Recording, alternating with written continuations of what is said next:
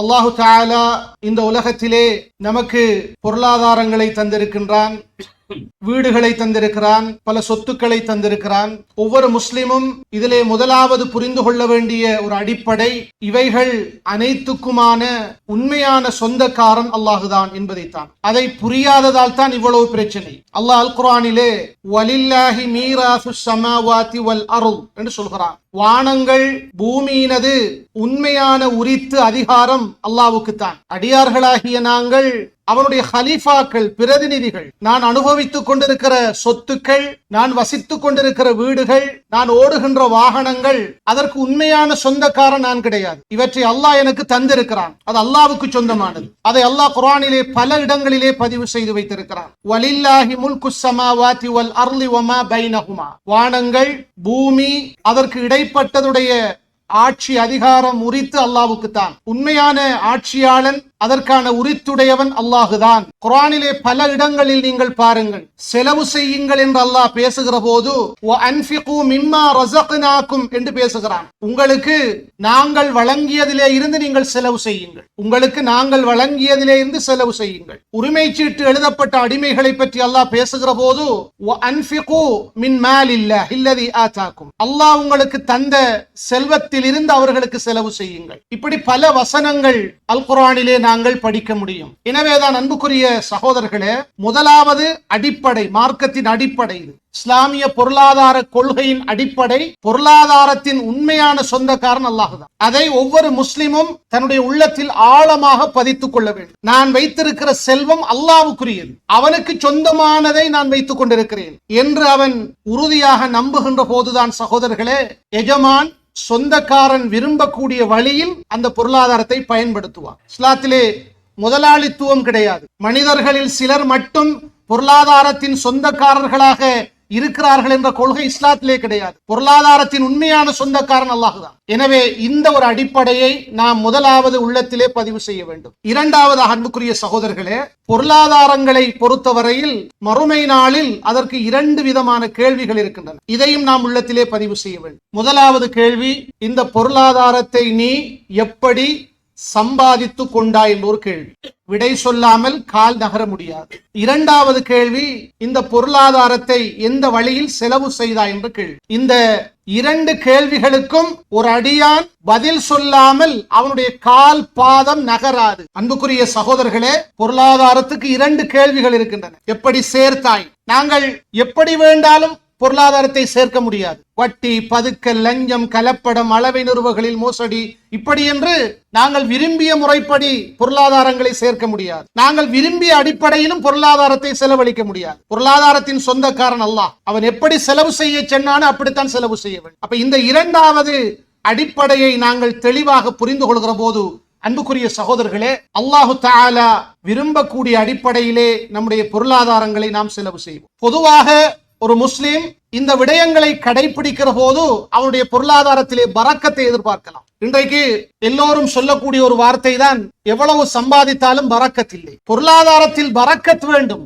யம்ஹகுல்லாஹு ரிபா வ யுர்பிஸ் ஸதகாத். அல்லாஹ் தெளிவாக சொல்லிவிட்டான். வட்டி என்பது பொருளாதாரத்தை அழிக்கும், சதகாக்கள் பொருளாதாரத்தை வளர்க்கும். இன்றைக்கு வட்டியோடு தொடர்புடைய கொடுக்கல் வாங்கல் நடவடிக்கைகளில் ஈடுபட்டு ஒருவர் பொருளாதாரத்தை சேர்க்கிறார் என்று சொன்னால் அந்த பொருளாதாரத்தில் ஒரு நாளும் பரக்கத் இருக்காது. அது அழிந்துவிடும் ஏதோ ஒரு அடிப்படை. இந்த விடயத்தை ஒரு முஸ்லிம் தன்னுடைய வாழ்க்கையிலே சரியான முறையில் கடைபிடிக்க வேண்டும். இதனால் தான் எங்களுடைய மார்க்கம், அன்புக்குரிய சகோதரர்களே, எங்களுடைய பொருளாதாரங்களை செலவு செய்கிற விடயத்தில் நமக்கு சிறந்த வழிகாட்டல்களை வழங்கியிருக்கு. எப்படி நாம் இந்த பொருளாதாரத்தை செலவு செய்ய வேண்டும் என்று. அல்லாஹ் நமக்கு தந்த பொருளாதாரம் நாங்கள் நினைத்தா போல் அதை கையாள முடியாது. அதற்கான வழிகாட்டல்களை அல்லாஹ் நமக்கு வழங்கி இருக்கிறார். அதிலே முதலாவது ஒரு வழிகாட்டல், அன்புக்குரிய சகோதரர்களே, ஒவ்வொரு முஸ்லிமும் தனக்கென்ற வாஜிபான செலவுகளை கட்டாயம் அந்த பொருளாதாரத்திலே இருந்து செய்ய வேண்டும், நிறைவேற்ற வேண்டும். வாஜிபான செலவுகள் என்பது, முதலாவது, ஒரு ஆண்மகனை பொறுத்தவரையிலே தன்னுடைய பராமரிப்பில் உள்ள மனைவி, பிள்ளைகள், பெற்றோர். இவர்களுக்காக செலவு செய்வது என்பது வாஜிப், ஃபர்து ஐன்.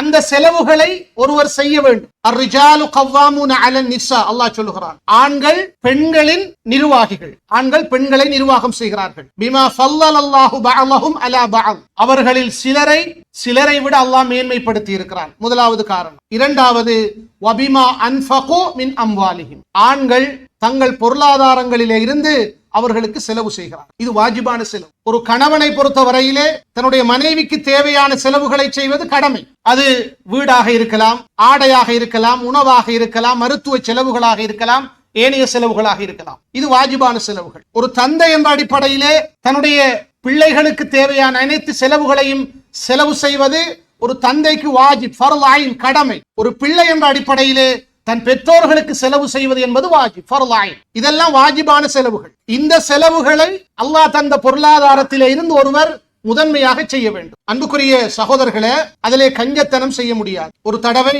அபூ சுஃபியானுடைய மனைவி ஹிந்த் அல்லாஹ்வுடைய தூதரிடத்திலே வந்து, யா ரசூலல்லாஹ், என்னுடைய கணவன் அபூ சுஃபியான் கஞ்சனாக இருக்கிறார், எனக்கும் என் பிள்ளைகளுக்கும் தேவையான அளவுக்கு அவர் தருவதில்லை, இப்போது அவருக்கு தெரியாமல் அவரிடமிருந்து நான் பொருளாதாரத்தை எடுத்துக் கொள்வது குற்றமா என்று கேட்டார். அல்லாஹ்வுடைய தூதர் சொன்னார்கள், குற்றம் இல்லை, அது உங்களோட ஹக்கு, நீங்க எடுங்க, தேவையான அளவுக்கு மட்டும் எடுங்க, அதிலே குற்றம் கிடையாது, அனுமதி கொடுத்தார்கள் அல்லாஹ்வுடைய தூதர். ஒரு கணவன் வசதி படைத்த ஒரு கணவனாக இருந்தால் தன்னுடைய மனைவி மக்களுக்கு தேவையான அளவுக்கு அவன் செலவு செய்ய வேண்டும்.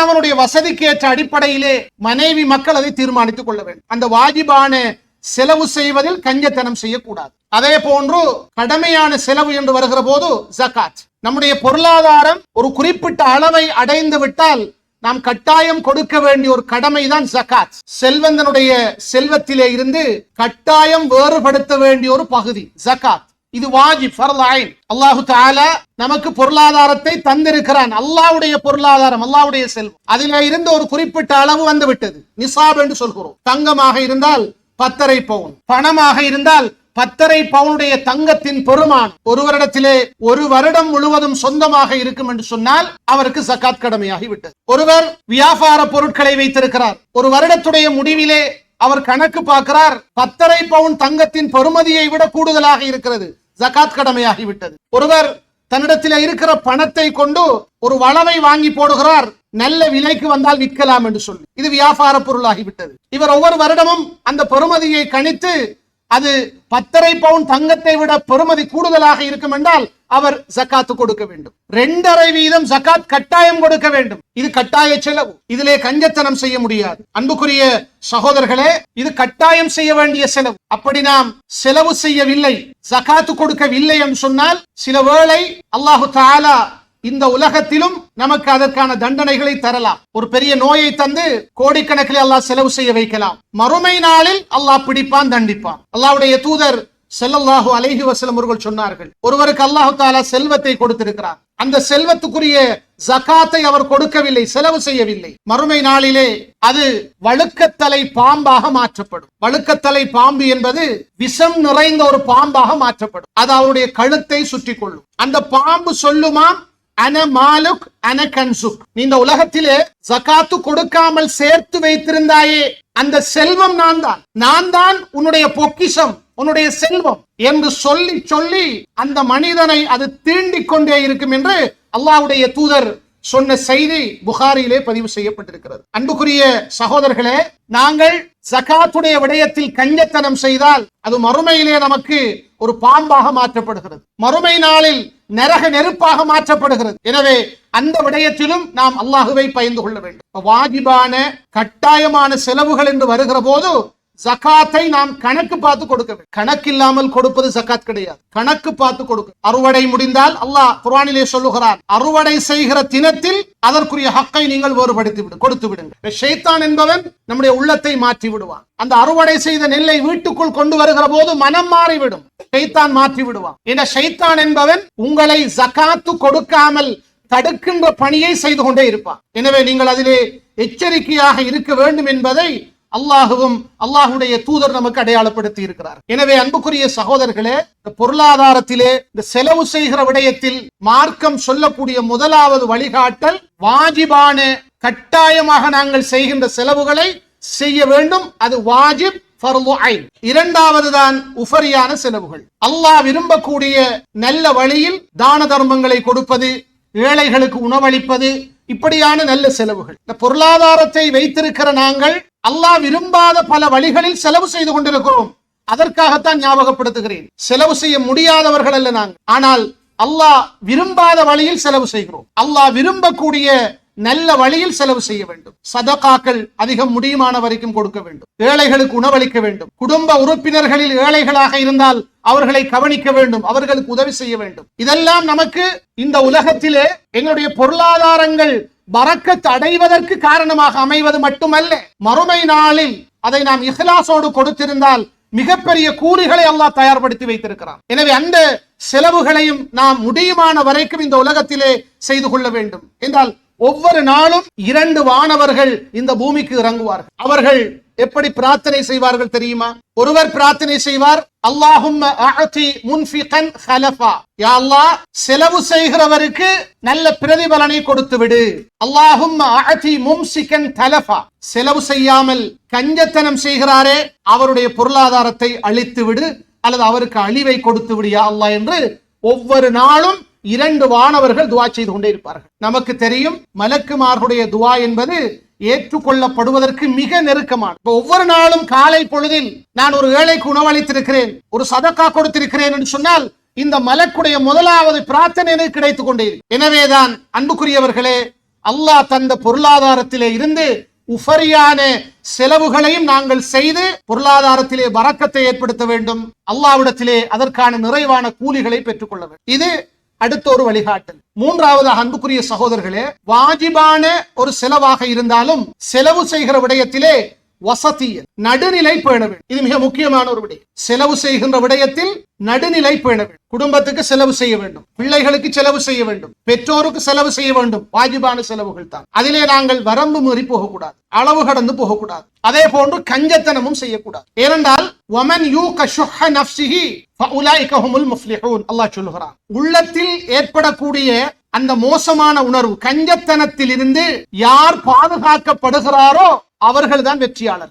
ஷுஹ்ன் என்பது சகோதரர்களே, பேராசையோடு கூடிய கஞ்சத்தனம். தேவையான செலவுகளை செய்யவும் மாட்டான், ஆனால் பொருளாதாரத்திலே பேராசையும் இருக்கும். கட்டாயம் செய்கிற செலவுகளை செய்ய மாட்டான். அப்படிப்பட்ட ஒரு மோசமான கீழ்த்தரமான உணர்வு தான் இந்த புகுல் என்ற கஞ்சத்தனம். கஞ்சத்தனம் வரக்கூடாது. அதே போன்று அன்புக்குரிய சகோதரர்களே, நம்ம செலவு செய்ய வேண்டும் என்பதற்காக வேண்டி வரம்பு மீறி வீண்வரையங்களும் ஆடம்பரங்களும் செய்யக்கூடாது. இரண்டுக்கும் நடுவிலே வசதியத்தான ஒரு நடுநிலை போக்கை பின்பற்ற வேண்டும் என்று மார்க்கம் நமக்கு வழிகாட்டி இருக்கிறது. அதுதான் நம்முடைய பொருளாதாரத்தில் பரக்கத் வருவதற்கு காரணமாக இருக்கும். அல்லாஹு தஆலா சூரா அல் ஃபுர்கான் என்ற அத்தியாயத்திலே 67வது வசனத்திலே குறிப்பிடுகிறான், இபாதுர் ரஹ்மான், ரஹ்மானின் அடியார்கள், அவர்களுடைய பண்புகளை பற்றி சொல்லுகிற போது வல்லதீன இதா அன்ஃபகு, அவர்கள் தன்னுடைய குடும்பத்துக்கு கடமையான செலவுகளை அவர்கள் செய்கிற போது வலம் யுஸ்ரிஃபு, அதிலே அவர்கள் வீண்வரையும் செய்ய மாட்டார். அதே போன்று வலம் யக்துரு,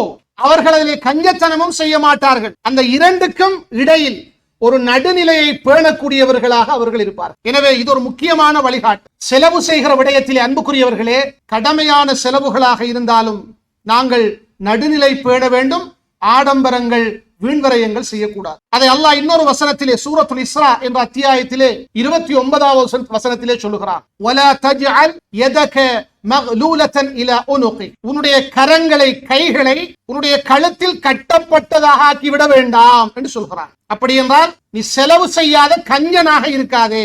2 கையையும் நீ கழுத்துல கட்டி வைத்துக் கொண்டிருந்தால் உன்னால் செலவு செய்ய முடியாது. செலவு செய்யாத கஞ்சனாக இருக்காதே. வலா தபுசுதுஹா குல்லல் பஸ்த், அதை நீ அப்படியே விரித்தும் விடாதே. ஓவராக செலவு செய்யாதே, வீண்வரையம் செய்யாதே, ஆடம்பரம் செய்யாதே.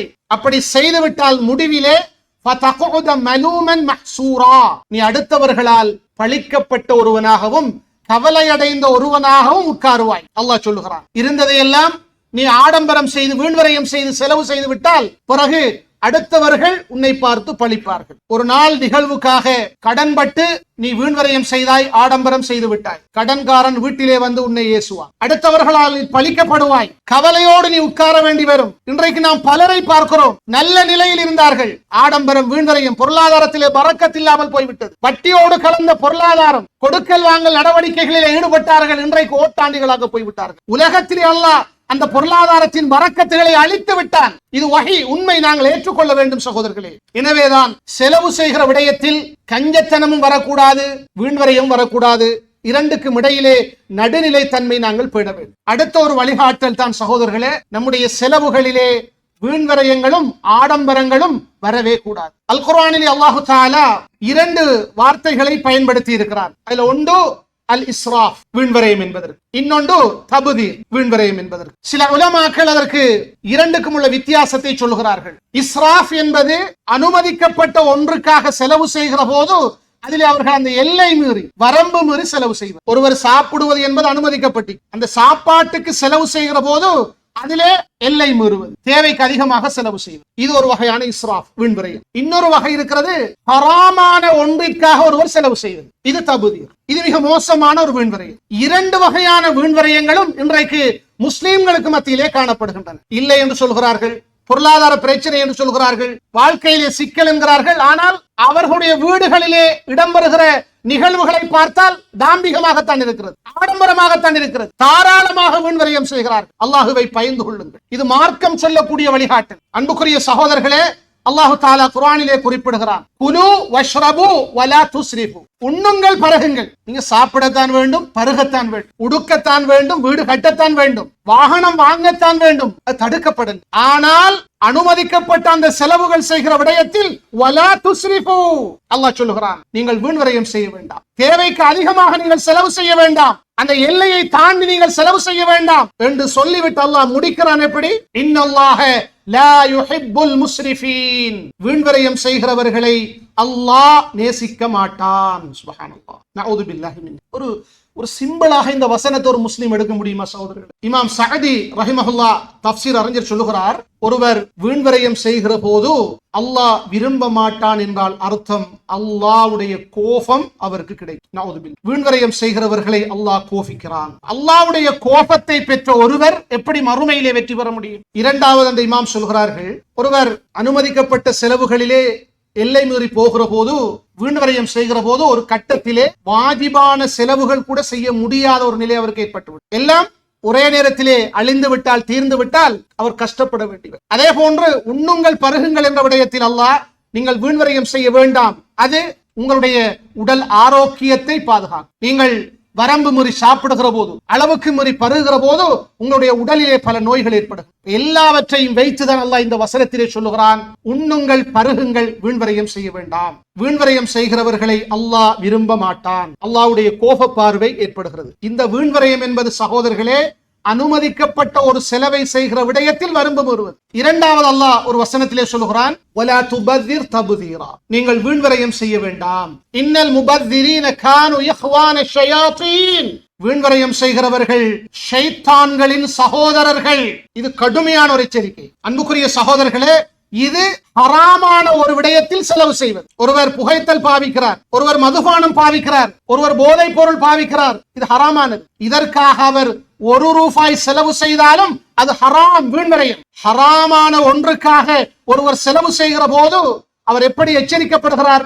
அவர்கள் ஷைத்தானின் சகோதரர்கள் என்று அல்லாஹ் எச்சரிக்கிறார். நிச்சயமாக நமக்கு தெரியும், ஷைத்தான் என்பவன் அல்லாஹ்வுடைய பகிரங்கமான எதிரி, அல்லாஹ்வுடைய பகிரங்கமான விரோதியை நாங்கள் எப்படி நம்முடைய சகோதரனாக, நம்முடைய உற்ற நண்பனாக ஆக்கிக் கொள்ள முடியும்? நம்முடைய செலவுகள் மூலம் அவனை நம்முடைய சகோதரர்களாக நாங்கள் மாற்றிக் கொள்கிறோம் இந்த உலகத்திலே. இது அல்லாஹ்வுடைய எச்சரிக்கை. எனவே அன்புக்குரிய சகோதரர்களே, செலவு செய்கிற விடயத்தில் மார்க்கம் சொல்லக்கூடிய மிக முக்கியமான வழிகாட்டல், உங்களுடைய செலவுகளில் வீண்வரையம் ஏற்படக்கூடாது, ஆடம்பரம் ஏற்படக்கூடாது, பெருமைக்காக நீங்கள் செலவு செய்யக்கூடாது, செல்வச்செருக்கை காட்ட வேண்டும் என்பதற்காக செலவு செய்யக்கூடாது. ஏனென்றால் அது ஷைத்தானுடைய சகோதரர்களாக மாறுகின்ற வேலை, அல்லாஹ்வுடைய கோபத்தை பெற்றுத்தரக்கூடிய ஒரு மிகப்பெரிய பாவம். இதை நீங்கள் தவிர்த்து கொள்ளுங்கள் என்று அல்லாஹு தஆலா அல் குர்ஆனிலே நமக்கு எச்சரிக்கையோடு கலந்த ஒரு கட்டளையாக விடுகிறான். எனவே அன்புக்குரிய சகோதரர்களே, இந்த வழிகாட்டல்களை நாம் செலவு செய்கின்ற விடயத்திலே கட்டாயமாக பின்பற்ற வேண்டும் என்ற ஒரு விடயத்தை எனக்கும் உங்களுக்கும் நான் ஞாபகப்படுத்திக் கொள்கிறேன். அதற்கு அல்லாஹு தஆலா நம் அனைவருக்கும் தௌஃபீக் செய்வானாக. நம்முடைய பொருளாதாரத்திலே அல்லாஹ் பரக்கத்தை தந்தருள்வானாக. ஆமீன் ஆமீன். وآخر دعوانا أن الحمد لله رب العالمين.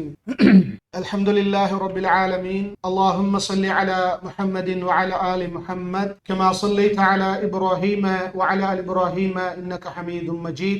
اللهم بارك على محمد وعلى آل محمد كما باركت على إبراهيم وعلى آل إبراهيم إنك حميد مجيد. அன்புக்குரிய சகோதரர்களே, அல்லாஹ் தஆலா நமக்கு தந்திருக்கின்ற செல்வத்தில் அல்லாஹ் நமக்கு வழிகாட்டிய அடிப்படையிலே நாம் செலவு செய்ய வேண்டும் என்ற ஒரு விடயத்தை எனக்கும் உங்களுக்கும் நான் ஞாபகப்படுத்தி இருந்தேன். இன்றைக்கு நம்முடைய முஸ்லிம் சமூகத்தை நாங்கள் பார்க்கின்ற போது அவர்களுடைய செலவுகளிலே வீண்வரையம், ஆடம்பரம் கலந்திருப்பதை நாம் மிக தெளிவாக கண்டு கொண்டிருக்கிறோம். ஹராமான விடயங்களுக்கு அவர்கள் செலவு செய்கிறார். ஹராமான நிகழ்வுகளை நடாத்தி கொண்டிருக்கிறார். சாப்பிடுகின்ற விடயமாக இருந்தாலும், பருகுகின்ற விடயமாக இருந்தாலும், உடுக்கின்ற விடயமாக இருந்தாலும் அளவுக்கு மீறி அவர்கள் அந்த விடயத்திலே செலவு செய்து கொண்டிருக்கிறார். சில இடங்களிலே சாப்பாடுகள் அளவுக்கு அதிகமாக சமைக்கப்பட்டு வேஸ்ட் ஆக்கப்படுவதை நாங்கள் பார்க்கிறோம். இதெல்லாம் வீண்வரையும் சகோதரர்களே. இதற்கு நாம் அல்லாஹ்விடத்திலே பதில் சொல்ல வேண்டும். தேவைக்கு அதிகமான ஆடைகளை வாங்குகிறார். சில நேரத்திலே சமூகத்திலே பல ஏழைகள் சாப்பிட முடியாமல் இருப்பார்கள், ஆடை இல்லாமல் இருப்பார்கள். உலக அடிப்படையிலே பார்த்தால் காசா போன்ற பகுதியிலே இன்றைக்கு முஸ்லிம்களுடைய நிலை நமக்கு நன்றாக தெரியும். அவற்றை நாம் பார்க்கிற போது அல்லாஹ் நம்மை எந்த அளவுக்கு வாழ வைத்திருக்கிறான், அந்த உணர்வாவது நமக்கு கொஞ்சம் வர வேண்டும் சகோதரர்களே. அதை நாம் உணர்ந்து கொண்டால் நம்முடைய உணவுகளிலே, நம்முடைய ஆடைகளிலே நிச்சயமாக நாங்கள் வீண்வரையம் செய்ய மாட்டோம். அதே போன்று சில ஹராமான நிகழ்வுகள் முஸ்லிம் சமூகத்திலே நாளுக்கு நாள் அதிகரித்துக் கொண்டே இருக்கிறது. உதாரணமாக சொல்ல போனால் பிறந்த தினம் கொண்டாடுவோம், பர்த்டே. இன்றைக்கு எப்படி என்றால், குடும்ப தலைவர் வீட்டிலே இருப்பார், வீட்டிலே உள்ள பெண்கள் பிறந்த தினம் கொண்டாடுவார், அதற்கு தாராளமாக செலவு செய்வார். ஆனால் கணவர் அதை கண்டுகொள்ள மாட்டார். அல்லாஹ்வுடைய தூதர் சகோதரர்களே, 3 சாரார்கள் சுவர்க்கம் நுழைய மாட்டார்கள் என்று சொல்லிட்டு அதுல ஒன்று சொன்னாங்க, அத்துயூஸ். துயூஸ்ண்டா யாருண்டா, தன்னை பராமரிப்பில் இருக்கிற தன்னுடைய மனைவி மக்கள் எவ்வளவுதான் பாவங்கள் ஹராம்கள் செய்தாலும் அதை கண்டுகொள்ளாமல் இருக்கிற ஆண், இவன் தான் துயூஸ். இப்படிப்பட்டவர்கள் மறுமை நாளில் சுவர்க்கம் நுழைய மாட்டார்கள் என்று அல்லாஹ்வுடைய தூதர் எச்சரிக்கிறார்கள். வீடுகளிலே இன்றைக்கு, ஒரு காலத்திலே அது மிக அரிதாக இருந்தது, இன்றைக்கு அது ஃபேஷன் ஆகிவிட்டது. இது சொல்லப்படவில்லை என்றால் அன்புக்குரிய சகோதரர்களே, இது மார்க்கத்தில் அனுமதிக்கப்பட்டது என்ற ஒரு உணர்வு உள்ளத்திலே வந்துவிடும். பொதுவாக அன்புக்குரிய சகோதரர்களே, நாம் எல்லோரும் மீலாது விழா கொண்டாடுறோம். அல்லாஹ்வுடைய தூதருடைய பிறந்த தின விழாவை நாம் கொண்டாட மாட்டோம். ஏனென்றால் பிதஅத்துன் ஃபில் அமல், நமக்கு தெரியும், அமல் ரீதியான பிதஅத். அதுபோல ஒருவர் பிறந்து விட்டார், ஒரு வயதை முன்னிட்டு அல்லது 2 வயதை முன்னிட்டு பிறந்த தின விழாக்கள் எடுப்பது என்பதும் ஹராம் தான் மார்க்கத்திலே. எந்த அடிப்படையில் ஹராம் என்று சொன்னால், உலமாக்கள் மிக தெளிவாக சொல்கிறார்கள், மன் தஷப்பஹ பிகௌமின் ஃபஹுவ மின்ஹு என்ற ஹதீஸ். ஒரு கூட்டத்துக்கு யார் ஒப்பாகிறாரோ அவர் அந்த கூட்டத்தை சார்ந்தவர் தான். இந்த பிறந்த தின விழா கொண்டாடுவது என்பது முஸ்லிம்களுடைய கலாச்சாரம் கிடையாது, இது யூத கிறிஸ்தவர்களுடைய கலாச்சாரம். அதிலே இருந்து நாங்கள் எடுத்துக்கொண்ட ஒரு விடயம். எனவே அல்லாஹ்வுடைய தூதருடைய எச்சரிக்கை அது ஒரு பிதஅத்தான விடயம் என்று உலமாக்கள் அடையாளப்படுத்துகிறார்கள். அப்படியான பிறந்த தின விழாக்கள் ஒரு காலத்திலே வீட்டிலே ஒரு சிம்பிளாக நடந்து வந்து இன்றைக்கு கிராண்டான ஃபங்க்ஷன்கள் நடக்கும், நிறைய செலவு செய்கிறார்கள். ஏனைய மதத்தவர்கள் எல்லாம் பெரிய ஹோல் புக் பண்ணி அதை செய்யறாங்க. முஸ்லீம்களும் அந்த நிலைக்கு காலப்போக்கில் மாறிவிடுவார். என வீடுகளிலே இன்றைக்கு பெரிதாகி கொண்டுதான் வருகிறது. எனவே விளங்கிக் கொள்ளுங்கள், அந்த பிதஅத்தான அந்நியருடைய கலாச்சாரத்துக்கு ஒப்பாகிற அந்த பிறந்த தின கொண்டாடுகிற விழா என்பது ஒரு ஹராமான விழா, ஒரு நிகழ்வு. அதற்கு நீங்கள் செலவு செய்வது என்பது வீண்வரையம் என்பதை புரிந்து கொள்ளுங்கள். குறிப்பாக குடும்ப தலைவர்கள் புரிந்து கொள்ளுங்கள். நாம் எல்லோரும் எப்படி சொல்லுவோம், யூதர்கள் முஸ்லீம்களை அழிக்கிறார்கள், கிறிஸ்தவர்கள் முஸ்லீம்களை அழிக்கிறார்கள், காசாவிலே குண்டுமலை பொழிகிறது, யூதர்களை திட்டுகிறோம், யூதர்களுக்கு எதிராக துஆ செய்கிறோம், அமெரிக்கர்கள் முஸ்லீம்களை தாக்குகிறார்கள், கிறிஸ்தவர்களுக்கு எதிராக துஆ செய்கிறோம். ஆனால் அன்புக்குரிய சகோதரர்களே, நம்முடைய அன்றாட நடவடிக்கைகளில் அவர்களுடைய கலாச்சாரத்தை நாங்கள் பின்பற்றிக் கொண்டிருக்கிறோம். தொழுகையில் எப்படி துஆ செய்கிறோம், கைரில் மக்தூபி அலைஹிம் வலல்லாலின் என்று துஆ செய்கிறோம். கருத்து என்ன, யா அல்லாஹ், இந்த கோபத்துக்குள்ளாக்கப்பட்டவர்கள் யாரு, யூதர்கள். வழிகட்டி சென்றவர்கள் யாரு, கிறிஸ்தவர்கள். இந்த 2 சாராருடைய வழிகளையும் எங்களுக்கு காட்டி விடாதே. சுப்ஹானல்லாஹ். நிறைய பேர் கருத்து விளங்காமலே ஓதிக்கொண்டிருக்கிறார். அல்லாஹ் கிட்ட கேட்கும், இந்த யூதர்கள வழியை காட்டாது, கிறிஸ்தவர்கள வழியை காட்டாது. அப்ப பிறந்த தினம் கொண்டாடுறது யார வழி? துஆ செய்கிறோம், காட்ட வேண்டாம், ஆனால் செய்கிறோம். எல்லோரையும் நான் சொல்லவில்லை, அதிகமான வீடுகளில் இன்றைக்கு பிறந்த தினம் கொண்டாடப்படும். குடும்ப தலைவர்கள் அதை கண்டும் காணாமல் போய் கொண்டிருக்கிறார்கள். ஹராமானவர்கள் அதற்கு செலவு செய்வது வீண் விரயம். அதே போன்று அன்புக்குரிய சகோதரர்களே, திருமண நிகழ்வை பாருங்கள். இன்றைக்கு திருமணம் என்பது ஒரு சுன்னத்தான ஒரு விடயம். ஆனால் அதிலே மார்க்கம் ஒரு திருமணத்துக்கு சொன்ன வழிகாட்டல்களை தாண்டி எவ்வளவு வீண் விரயங்களை நாம் செய்து கொண்டிருக்கிறோம். ஆடம்பரம். அன்புக்குரிய சகோதரர்களே, நாளுக்கு நாள் ஒவ்வொரு கிராமத்திலும் ஒவ்வொரு ஊரிலும் புதிய புதிய ஃபேஷன்கள் வந்து கொண்டே இருக்கிறது. தவிர்க்க முடியாது என்று சொல்லக்கூடிய அளவுக்கு மாறிவிட்டது. ஒரு திருமணம் பேசியதிலே இருந்து அந்த திருமணம் நடக்கும் வரைக்கும் நடக்கிற செலவுகளை ஒவ்வொன்றா பாருங்க. இதற்கும் மார்க்கத்துக்கும் ஏதாவது சம்பந்தம் இருக்க? ஒரு ஆண் மகன் ஒரு திருமணத்தை பேசிட்டால், ஒரு பெண்ணை பெற்ற ஒரு தந்தை பெற்றோர் அந்த திருமணத்தை பேசிவிட்டால், அந்த அக்து என்ற உடன்படிக்கை நடைபெறுவதற்கு முன்னரே லட்சக்கணக்கான ரூபாய்களை செலவழிக்க வேண்டும். அப்படியான சில நிகழ்வுகளை நாங்கள் உருவாக்கி வைத்திருக்கோம். அன்புக்குரியவர்களே, திருமண பேச்சுவார்த்தை மார்க்கத்திலே இருக்கிறது. ஆனால் நாங்கள் அதற்கு ஒரு பெட்டி கொண்டு போவது, தட்டு கொண்டு போவது என்று சொல்லி புதிய கலாச்சாரங்களை உருவாக்கி இருக்கிறோம். ஒரு வீட்டுக்கு போகல சும்மா அன்பளிப்பு கொண்டு போறது என்பது மார்க்கத்தில் தடுக்கப்படும். ஆனா இன்றைக்கு அந்த அன்பளிப்பை நம்ம எப்படி மாத்திட்டோம்? அதற்கென்று ஒரு வடிவம். இப்ப நாம கொண்டு போற சாமான்கள் என்ன என்ற வகைகளை பிரித்து வைத்திருக்கிறோம். அதை கொண்டு போவதற்கென்று அதற்கான பெட்டிகள், அதற்கான பொருட்கள் இன்றைக்கு வாடகை கெடுக்க வேண்டும். அதற்கு தனி வடிவம். அதை கொண்டு போற ஃபேஷன் ஒரு மாதிரியாக மாறிக்கொண்டு வருகிறது.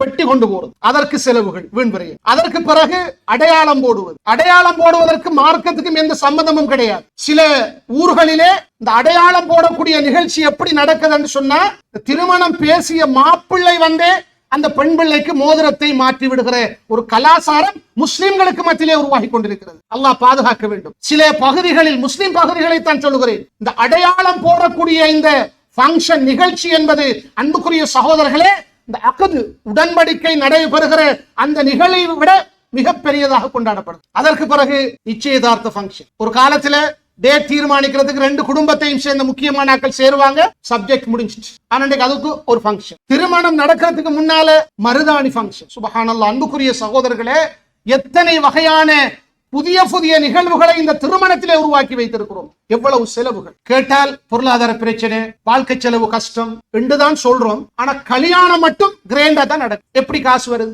ஆடம்பரங்கள், வீண்வரையங்கள், பரக்கத் இருக்காது. அன்புக்குரிய சகோதரர்களே, இதை கவலையோடு சொல்கிறேன். இதிலே மார்க்கத்தை விளங்கியவர்கள் கூட முன்னணியிலே இருந்து இப்படியான திருமணங்களை நடத்தி வைக்க கூடாது. அதிலே நாங்கள் மிக எச்சரிக்கையாக கவனமாக இருக்க வேண்டும். இது நம்முடைய திருமணங்களில் நாம் சுட்டிக்காட்ட வேண்டிய சில முக்கியமான உதாரணங்கள் சகோதரர்கள். எனவே இப்படி ஒவ்வொரு விடயத்திலும் ஆடம்பரங்களும் வீண்விரயங்களும் இன்றைக்கு அதிகமாகிக் கொண்டே வருகிறது. இவைகள் அனைத்தும் எப்படி ஏற்பட்டது என்று சொன்னால், இன்றைக்கு பெண்கள் பார்க்கக்கூடிய சினிமாக்கள், நாடகங்கள், இதன் பிரதிபலிப்புகள் தான், வேறொன்றும் கிடையாது. இந்த சினிமாக்களிலும் நாடகங்களிலும் அவர்கள் பார்க்கிற அந்த திருமணங்களை பார்த்து அதை நம்முடைய திருமணங்களிலே நடைமுறைப்படுத்த பார்க்கிறார்கள். எல்லாவற்றுக்கும் முன்னுக்கு நிற்பது பெண்கள் தான். ஆண்கள் துயூதுகளாக இருக்கிறார்கள், கண்டும் காணாமல் போய் கொண்டிருக்கிறார்கள். முடியாது என்று சிம்பிளாக சொல்லிவிடுகிறார்கள். அல்லாஹுவை பயந்து கொள்ளுங்கள்.